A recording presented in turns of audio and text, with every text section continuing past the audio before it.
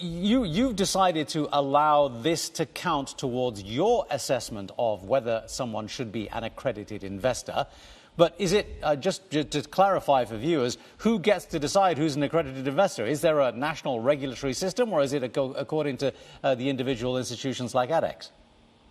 Well, I mean, there are two parts to this. One is for us to be able to offer sophisticated private market products. Our investors have to be what is defined as an accredited investor under the MAS regulations. And under the MAS regulation, an accredited investor is someone who either has $300,000 in net income or $1 million in net financial assets, that's Sing dollars, or $2 million in net wealth or net personal assets.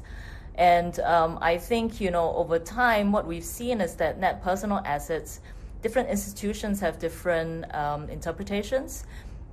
And certainly for net personal assets, we've already seen some financial institutions, for example, approving things like gold. So we've had investors, for example, asking us if we could consider gold as a net personal asset as opposed to a net financial asset. We also have investors who've asked us about real estate, right? And in traditional banking world, gold, real estate are some of the considerations for the definition of net assets.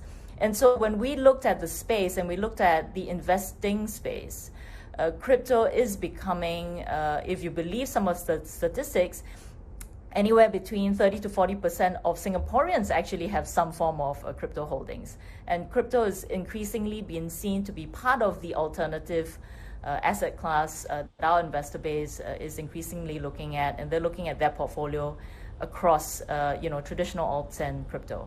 All right. But look, the obvious question is that someone 6 months ago might have breached the limits for having those assets, and today will be below your limits. So how do you play with that? Yeah, that's a really good question. I think we're starting with a very conservative approach as well.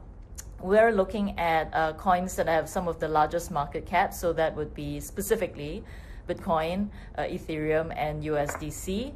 We're also obviously quite careful in taking the type of statements that we would be considered as approved to be calculating within that. And even within the different coins, we do actually anticipate the volatility in the market and applying a certain discount. So for example, for Bitcoin, it's a bigger discount than USDC.